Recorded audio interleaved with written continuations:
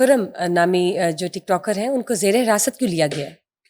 اچھا، یہ خرم گجر نام ہے ان کا، خرم گجر کے نام سے مشہور ہیں اور بہت ساری ویڈیوز ٹک ٹاک پہ، یوٹیوب پہ ان کی موجود ہیں جس میں انہوں نے شیر پالے ہوئے ہیں۔ آپ اکثر دیکھیں گے کوئی لڑکیاں، ماڈل ٹائپ لڑکیاں بھی ڈرتی ہیں بڑی آ، عجیب و غریب سے تماشے سے نا، جیسے ایک مداری کوئی بندر کو لے کر آتا ہے نا، تو پھر وہ بچوں کے ساتھ آگے کھیلتا ہے، اس کو وہ کہتا ہے سلام کر، یہ کر، وہ شیروں سے یہ کرواتے ہیں۔ بڑے ایکسپرٹ آدمی ہیں یہ، کہ شیروں کو بھی انہوں نے نا آ، بندر کی طرح اپنی انگلیوں پہ ایک چھڑی کے مطابق نچاتے ہیں۔ تو اچھا خیر، یہ تو ایک بات ہوگی نا، یہ ٹک ٹاک پہ اس کے ذریعے مشہور ہوئے اپنے شیر کی وجہ سے، شیروں کو پالنے کی وجہ سے ان کے نا وجہ شہرت بنی، اور یہ اکثر یہ متنازع رہے ہیں، اور میرے بھی ایک دو جاننے والے ہیں جن کا ان سے کوئی اسی طرح کا کوئی پھڈا شڈا تھا۔ خیر پتہ نہیں کیا تھا پھڈا، کیونکہ ہم نے خرم صاحب کا تو موقف نہیں سنا۔ ان کے اوپر نا ایک ہیں اوورسیز پاکستانی ہیں رانا اسلان، انہوں نے ڈیفنس سی میں نا ان کے خلاف تھانہ ڈیفنس میں نا ایک درخواست دی کہ انہوں نے ان کے سے نا یورو، کوئی 2 لاکھ یورو جو کہ پاکستانی 6 کروڑ روپے بنتے ہیں، وہ ان سے لیے اور کمرشل پلاٹ دینا تھا، خریداری کر کے دینا تھا، اور انہوں نے ابھی تک ان کو وہ پلاٹ خرید کر نہیں دیا۔ اس کے حوالے سے ایس پی کیڈ کے پاس کوئی پنچایتیں وغیرہ بھی لگی، یہ جو پرچہ ان کے اوپر ہوا، مقدمہ ہوا 406 405 کا، اس میں نا اس وقت ایس ایچ او پرچہ نہیں دیتا جب تک سینئر کوئی نہ دے، تو یہ شاید وہاں پہ پیش نہیں ہوئے تو ان پر مقدمہ درج ہو گیا۔ اور یہ اس وقت میں آپ کو اگر یہ بولوں کہ یہ ٹک ٹاکرز کے اوپر اور یوٹیوبرز کے اوپر، یا ویلاگرز جو اس ٹائپ کے ہیں، جس ٹائپ کا کنٹینٹ بناتے ہیں، ان کے اوپر تھوڑی سختی آئی ہوئی تو غلط نہیں ہوگا۔ ابھی چند کچھ اور لوگ بھی ہیں جو ان قریب اس کنجے میں آ رہے ہیں، یہ اچھا خیر یہ اس کنجے میں نہیں آئے، یہ اپنی ذاتی کسی مسئلے میں آئے۔ جب ان کے بھائی کا میں کسی کے سن رہا تھا، کسی کے ویلاگ میں، شاید میرا شاہد چودھری کے ویلاگ میں، تو آڈیو کال تھی جس میں وہ کہہ رہے تھے کہ جناب جی وہ جو ارسلان ہے وہ کوئی اوورسیز پاکستانی نہیں ہے، اور ہم نے اس کے کوئی پیسے ویسے نہیں دینے، اس طرح کی بات کر رہے تھے۔ خیر بات یہ کہ ایف آئی آر درج ہے، ہم تو ایف آئی آر کے مطابق بات کر رہے ہیں کہ ایف آئی آر میں یہ ہے کہ انہوں نے اس کے پیسے دینے ہیں، اور مطالبہ کرنے کے اوپر اس کو ڈرایا دھمکایا، تو پھر پولیس کے پاس گیا تو پولیس نے اپنی ابتدائی انکوائری کر کے ایف آئی آر دے دی۔ ابھی اس کے اوپر تحقیقات ہوگی اور ان کو اریسٹ کر لیا۔ ٹھیک، ڈکی بھائی کے کیس کی ڈیولپمنٹ بتائیے۔ ان کے ساتھ بڑی ہارڈ لک ہو رہی ہے ڈکی بھائی کے ساتھ، اور میں یہ کہوں گا کہ ڈکی ہی کیوں، یہ نہیں کہ میری کوئی ہمدردی ہے، میری ڈکی سے آج تک ملاقات نہیں ہوئی، لیکن جس طریقے سے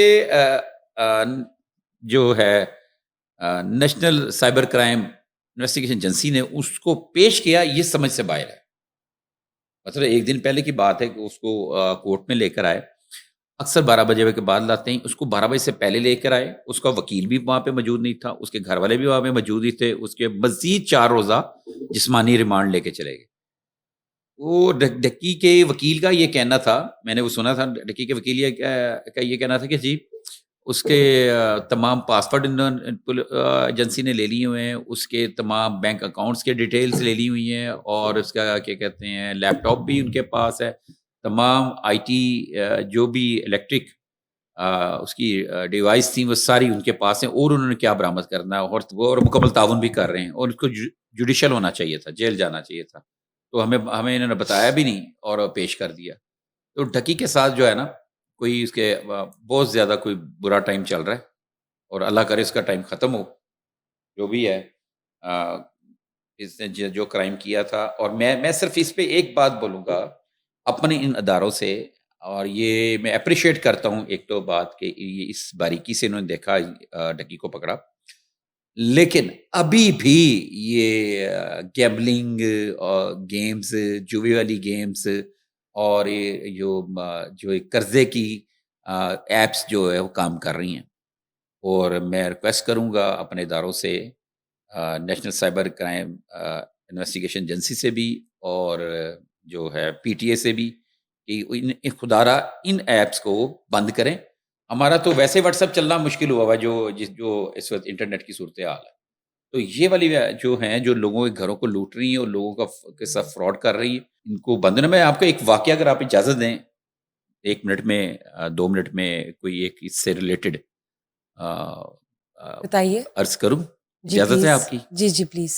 اچھا، یہ ہے کہ نا ایک شخص نے نا ایپ آیا کہ آپ شناختی کارڈ کا شناختی کارڈ کے اوپر صرف سمپل ایک اپنے شناختی کارڈ کے اوپر قرض حاصل کریں 50,000 10,000 روپے سے لے کے 50,000 کا. اس صاحب نے کیا کیا کہ اس کو تھوڑے سے پیسے چاہیے تھے، جاب کرتا تھا.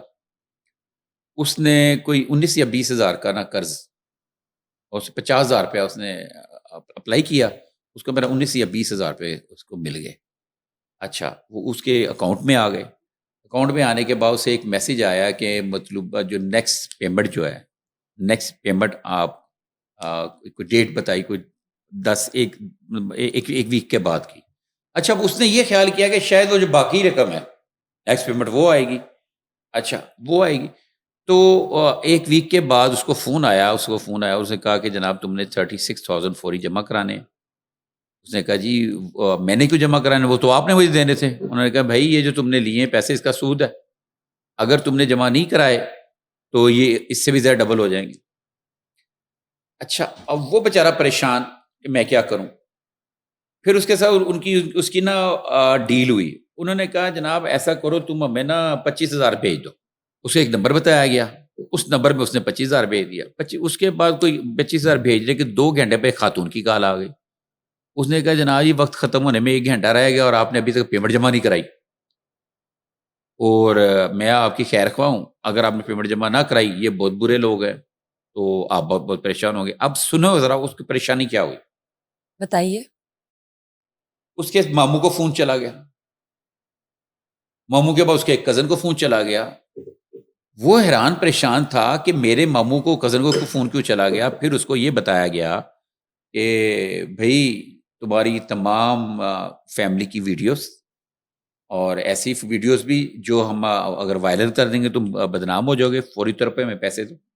اگر تم نے پیسے نہ دیے تو ہم یہ ویڈیو وائرل کریں گے اور باقی تمہارے خاندان میں بھی ویڈیو بھیجیں گے. ٹھیک. اچھا، ہوا کیا؟ یہ جب آپ کو ایک فارم دیتے ہیں، آپ اس کو فارم کو فل کرتے ہیں. فل کرنے کے بعد پھر آپ کو دوبارہ سے یہ کیا کہتے ہیں لنک بھیجتے ہیں. آپ لنک کلک کرتے ہیں، لنک کو پھر فل کرتے ہیں. پھر آپ کو کہتے ہیں جی آپ کے پاس سے یہ OTP آیا ہے، اس کو ہمیں واپس دیں. یہ OTP یا فیڈ کریں، یا آپ OTP وغیرہ واپس دیتے ہیں جس سے یہ آپ کا مکمل ہر طرح کا ڈیٹا جو ہے وہ ہیک کر لیتے ہیں. ہیک کر لیتے ٹھیک ہیں. ہو یہاں گیا. تک ٹھیک اگر آپ کوئی بینک اکاؤنٹ ہے، بینک اکاؤنٹ بھی ہیک کر لیتے ہیں. ٹھیک ٹھیک ٹھیک. ٹھیک ہے. اس کے بعد کیا ہوتا ہے کہ جناب ان صاحب کو اسی طرح بلیک میل کے وہ پھر 35 یا 40,000 روپے اکٹھے کر کے دیتا ہے. پھر اس کے بعد کچھ دنوں سو کے آن پہ یہ چلتا رہتا ہے نا. آپ کا کہنے کا تقریباً مطلب یہ 6 ہے. ماہ میں 18 سے 20 لاکھ روپیہ ان کو دے دیتا ہے. ٹھیک ہے، پھر یہ 100 آن چلتا رہتا ہے. ہاں. تو میں یہ اپنے اداروں سے ایک ریکویسٹ کرتا ہوں کہ خدا کے لیے آپ ان کو تو بند کریں. ڈکی کو آپ نے پکڑ لیا ہے، ڈکی کی جو جرم یا جو سزا ہے وہ تو آپ کی انویسٹیگیشن یا آپ کے جو چلان کے بعد ہی پتہ چلے گا، اور جب عدالت میں کیس ہوگا تو اس کو ہوگا. تو باقی یہ جو ان کو ٹک ٹاکرز کو پکڑنے کے ساتھ یہ ان لوگوں کو بھی پکڑے، اور ان کے نمائندے، ان کے قرض لینے والے نمائندے یہاں پہ لاہور کے اندر، پاکستان کے اندر موجود ہیں.